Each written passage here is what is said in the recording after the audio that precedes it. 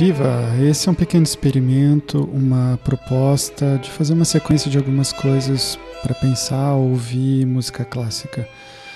Então, teria um formato bem simples, a gente escuta uma música, depois eu comento alguma coisa sobre ela, dou alguns exemplos de como que o compositor fez, o que ele pode ter pensado, quais são as questões de estilo, a gente conversa um pouquinho de história da música e pronto, para finalizar, escuta de novo a música, já tendo esse embasamento histórico, social, político, técnico. Proponho a gente começar com uma sonata para violino e piano, o segundo andamento dessa sonata. E o compositor é o Debussy.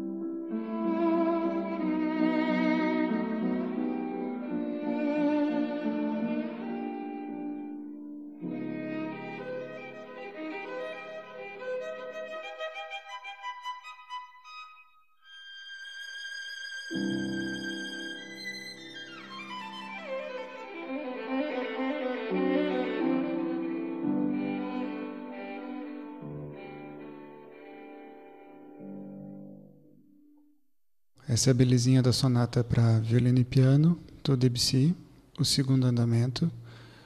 E quando eu apresento essa peça para algumas pessoas, elas falam que ficam um pouco incomodadas dessas mudanças repentinas. De repente ele tá forte, de repente ele diminui, faz uma coisa bem suave, bem tranquila. De repente volta a ser forte, uma parte mais ritmada. A gente pode pensar que isso é mesmo uma característica dele, uma característica do estilo do Debussy, de fazer uma música um tanto pictórica, podemos dizer assim, e que vai intercalando pequenos fragmentos, vai justapondo um pedacinho de música que é seguido de um outro pedacinho, que é seguido de outro pedacinho, que retoma o segundo, que vai para o quinto, e assim vai fazendo pequenos bloquinhos musicais. Isso a gente pode dizer que é uma construção modal, justaposição de pequenos trechos, de pequenos blocos, o que vem, de uma certa forma, do canto gregoriano, pequenas frases, umas depois das outras, e sim, a música renascentista e a música medieval. Isso é um pouco contrastante com o que a gente chama de música tonal, que supostamente teria mais um desenvolvimento, uma coisa um pouco mais fluida entre uma ideia e outra. Mesmo as transições são um pouco mais preparadas. Para ilustrar um pouco essa justaposição, eu vou colocar de novo o início da música.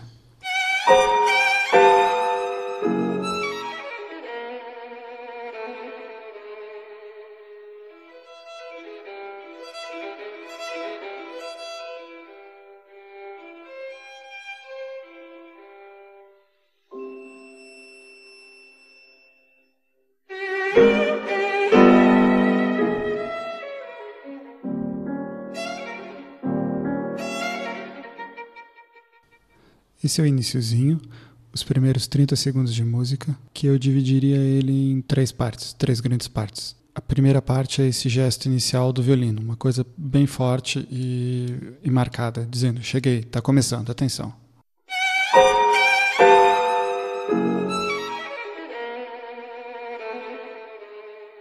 A segunda parte é uma sequência de arpejos no violino. É uma parte mais lenta, mais tranquila, que vai fazendo pequenas ondulações. Os arpejos vão simulando, de uma certa forma, o movimento da água. Quando você joga uma pedrinha na água, a água fica balançando, fica ondulando, fica fazendo pequenas ondinhas. E é essa sensação que o arpejo tenta dar, essas pequenas ondinhas. Então, partindo dessa impressão de onda, dessa sensação de onda, dessa vontade de transmitir uma ideia de onda, a gente pode pensar que Debussy faz parte de um movimento que se chamou impressionista. Para mim, isso diz transmitir a impressão de. De uma certa forma, a gente pode pensar que a busca do Debussy seja de transmitir impressões, certo? Fazer uma música que retrata coisas, quase uma narrativa ou quase uma ilustração. Mas lembrando que essa ilustração não é exata, não é exatamente transmitir todos os sons que estavam lá, mas passar uma ideia, uma impressão do que se quer dizer, do que se quer contar. Mas ilustrar não com total definição, sempre deixando um certo espaço para a interpretação. Então, essa é a ideia da ondulação.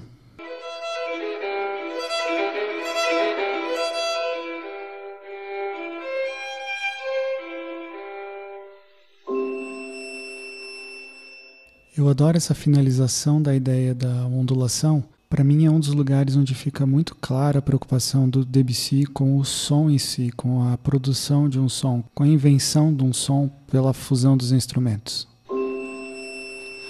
Aqui ele juntou o som de uma nota do violino com um acorde, um pequeno acorde no piano, e aí produziu esse sonzinho, essa coisa bonitinha que está aí.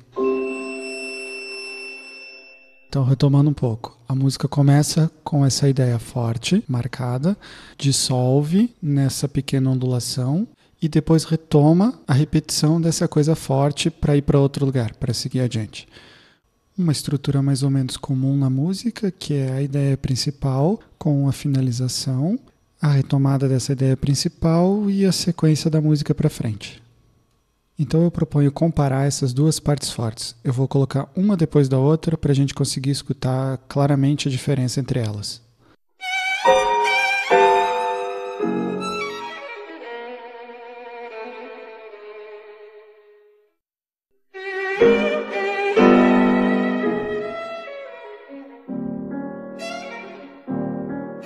Certo, eu não vou ficar narrando exatamente o que acontece, eu só vou deixar as duas partes para que a gente possa simplesmente sentir e tirar as próprias conclusões, sem muita narração.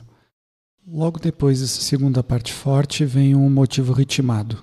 Ele vai aparecer diversas vezes na música e ele é mais ou menos isso.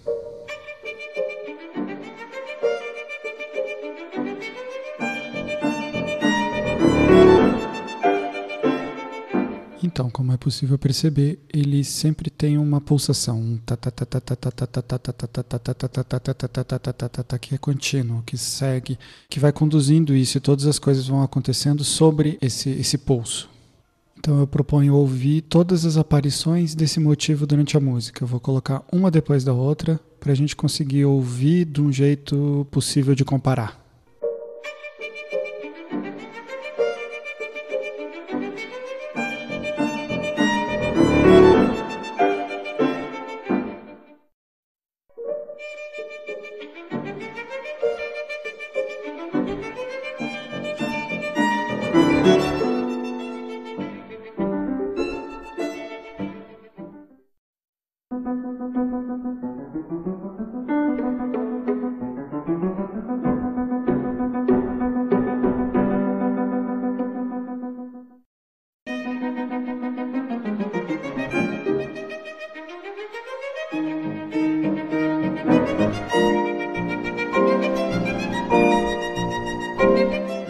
Está bem, tudo completamente descontextualizado, ok? É só para a gente ter as relações aqui, só para a gente perceber como que ele vai variando esse tema, esse tá, e as coisas vão acontecendo. Como que ele consegue modificações a partir da mesma ideia.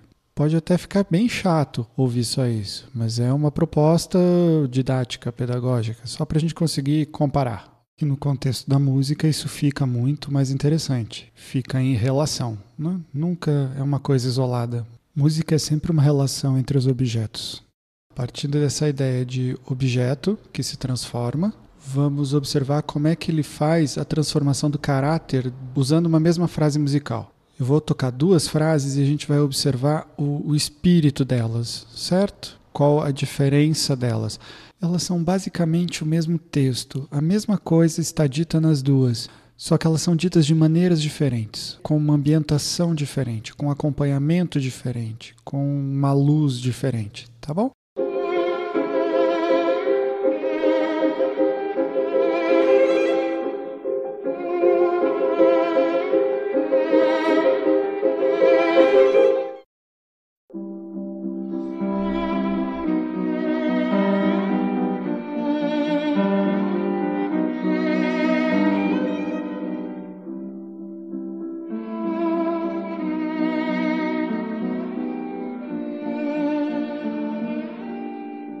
Bom, acho que ficou mais ou menos claro. A primeira, muito mais alegre, muito mais animado, muito mais saltitante, muito mais brilhante.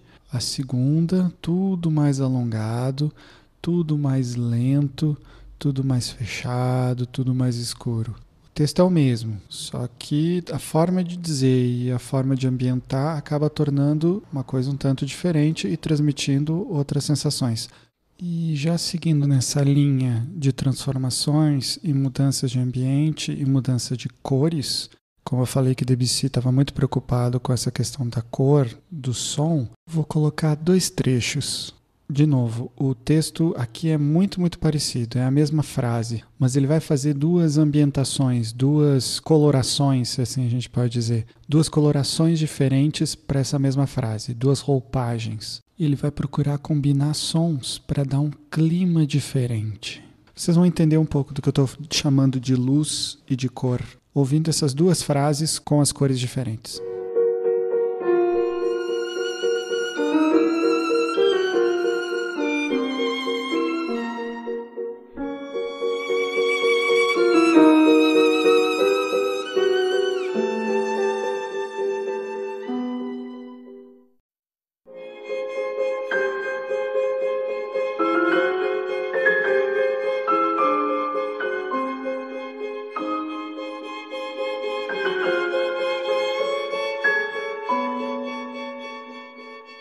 Então, espero que tenham percebido um pouco a mudança de ambiente, de cor, de luz.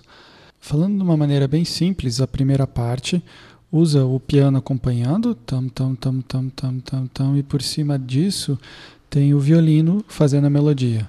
Mas vale a pena notar também que junto com essa melodia do violino, há uma parte do piano mais grave do que o acompanhamento, fazendo uma transformação nessa cor do violino. Ou seja, essa melodia é uma fusão do violino com alguma coisa de grave do piano, certo?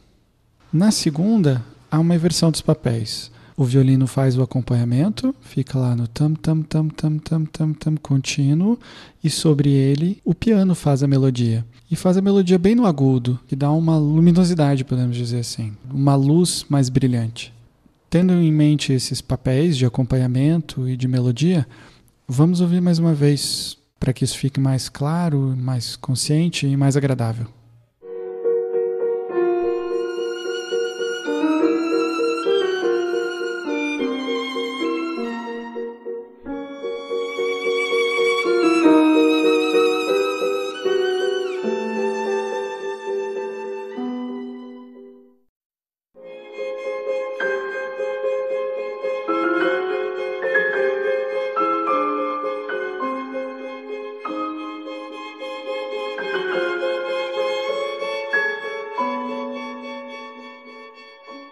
Bom, então, para encerrar essa nossa análise dos trechos, eu vou mostrar um último pedacinho que, para mim, o Debussy imita um violão. O Debussy tem um prelúdio para piano solo que se chama Serenata Interrompida. Nessa peça, ele tenta ilustrar uma serenata para alguém, né? Alguém que vai com violão numa janela e tenta cantar. E ele faz um movimento no piano de imitar muito esse toque espanhol do violão. Eu vejo que ele recupera nessa peça, ou ele cria nessa peça, ele cria esse ambiente do violão, um violão espanhol, uma coisa meio serenata, com os baixos também que a gente pode identificar muito no choro aqui do Brasil, os baixos do violão do choro. Então vamos ouvir essa parte do violão que ele explora nessa música.